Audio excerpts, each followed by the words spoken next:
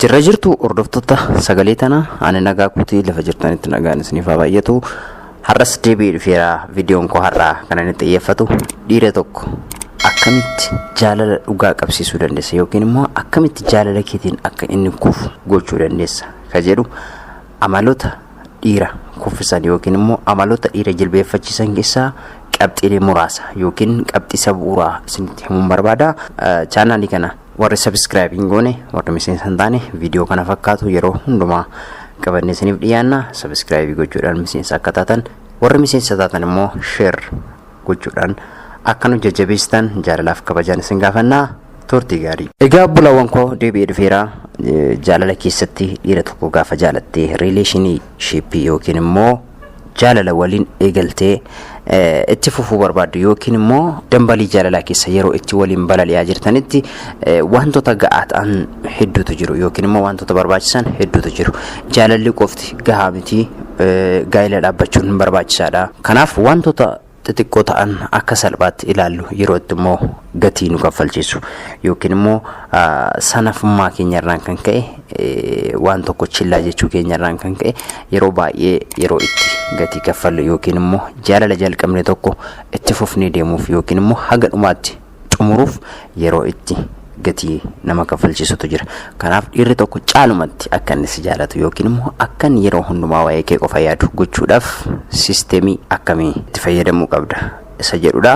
Isin sisteemii mataa keessanii yookiin loojikii mataa keessanii kan itti fayyadamtan qabaachuu dandeessu. Garuu isa kanarratti qabxiileen isiniif dabalu jira. Beekumsa qabdan irratti waa xiqqoo irraa hubattu jedheen yaada. Yaada keessaniif immoo koomentii jalatti gaaffii qabdan illee koomentii jalatti nu barreessuu hin dagatinaa. Egaa namni tokko yeroo wal jaalatutti yookiin jireenya tokko keessatti yeroo jaalala jalqabdanitti deemsa keessan, hojii keessan, lafa jireenya keessanii, gaa'ela keessan keessatti jaalala bu'uura godhatanii deemuun barbaachisaadha. Kana keessatti immoo dhiirri tokko yeroo hundumaa akka ati yaadde yookiin immoo akka ati ofii kee bu'uuressite sanatii ooluu dhiisuu danda'a yookiin immoo si jaalachuu dhiisuu danda'a. Namni kamiyyuu jaalatamuun barbaada, jaalachuus hin barbaada.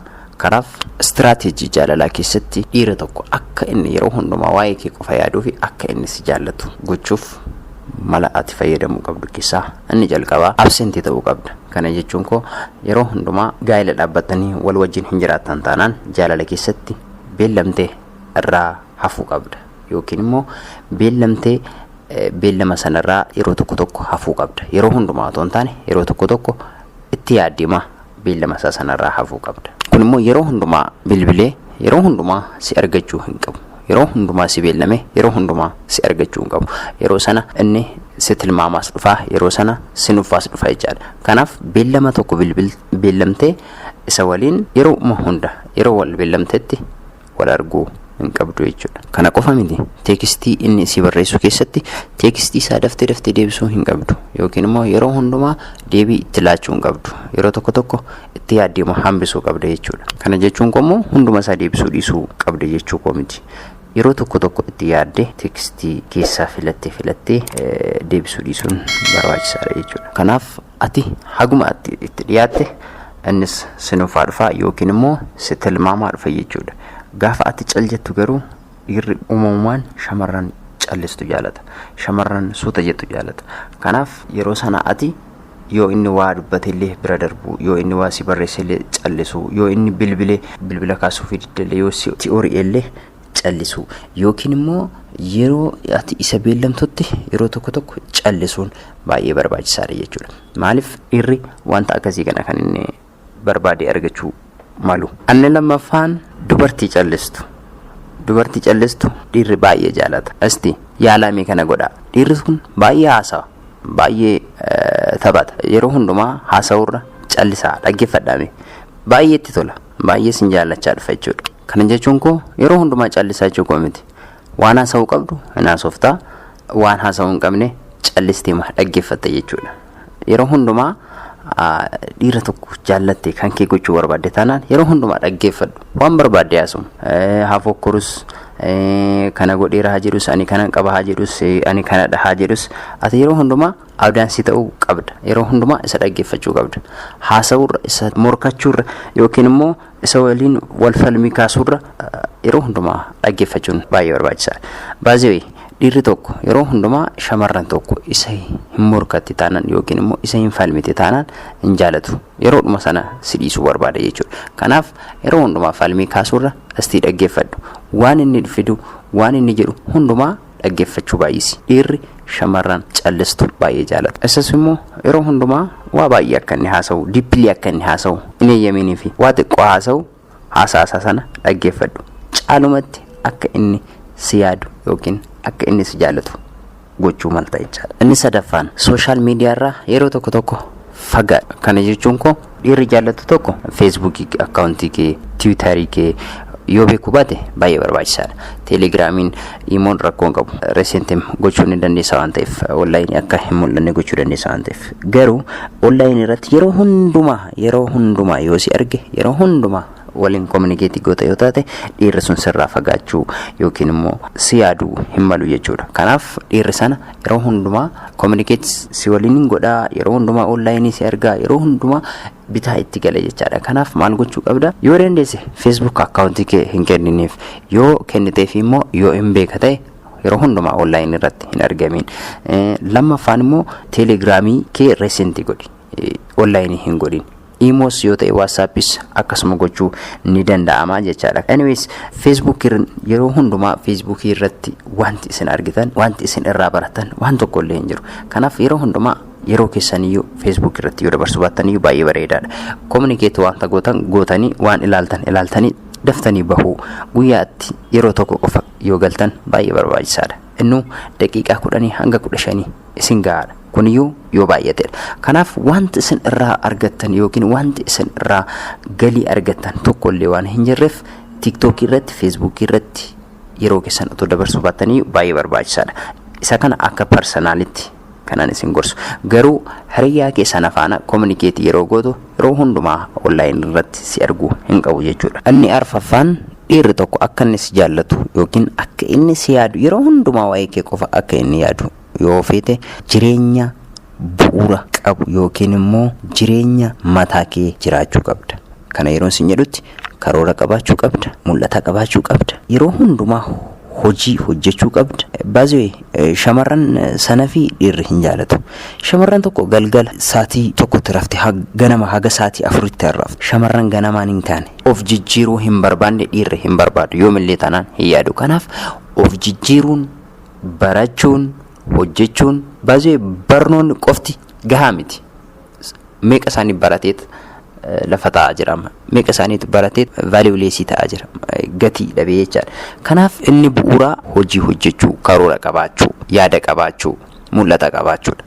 Shamarran tokko mul'ata hin qabdu taanaan waa'ee boruu ishee yaaddu taanaan waa'ee gaa'ela ishee, boru ijoollee horachuu, boru maatii horachuu, boru mana ijaarrachuu, boru dalagaa akkanaa uumuu hin yaaddu taanaan dhiirri tokko yoomillee taanaan si yaadu jechuudha. Kanaaf mul'ata boruu qabaachuun baay'ee barbaachisaadha. Jireenya mataa kee jiraachuun, mul'ata mataa kee qabaachuun baay'ee barbaachisaadha. Dhiirri tokko akka inni si jaalatu yookiin immoo akka inni caalumatti iyyuu si yaadu waa'ee kee qofa akka inni yaadu gochuuf mala akkasiis fayyadamu barbaachisaadha jechuudha. Kanaaf yeroo hundumaati homaa yaaddu taanaan ganama saatii 4tti rafta taanaan waa'een hojii, waa'een barnoota sitti mul'atu taanaan akkasumas immoo hirkattummaa irratti kufta taanaan dhiirri tokko waanuma baay'ee si barbaaduuf hin qabu, waanuma si yaaduufis hin qabu jechaadha. Kanaaf isa kanas itti yaaddee xinxaltee of amansiiftee gochuu qabda jechuudha. Inni kabraa of qusadhu. Kana yeroo isin jedhutti waa hundumaa of qusachuu qabda.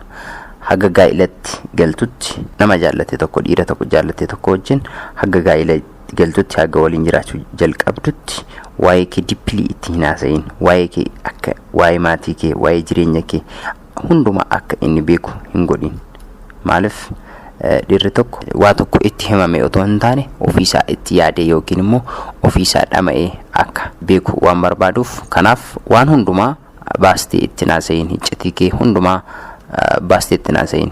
Kana jechuun koo iccitii kee itti himin jechuu otoo hin taane hunduma isaa dippilii gadi guurtee itti haasa'uun barbaachisaa miti yeroodhaaf jechaadha. Maaliif namni sun si fuudhuu dhiisus waan danda'uuf yookiin jaalalli keessan adda citus waan danda'uuf dippilii waa'ee kee beekuu hin qabu jechuudha. Kanaaf waa'ee kee steepiidhaan itti himuu qabda malee hunduma isaa gadi guurtee itti haasa'uun barbaachisaa miti jechuudha yeroodhaaf. Kanaaf waa'ee kee hunduma expose gootee waa'ee maatii kees hunduma isatti haasofta taanaan yeroo sana turee si ceepha'uu danda'a jechaadha wantichi. Kanaaf isa kanas itti yaaddee gochuu qabda jechuudha.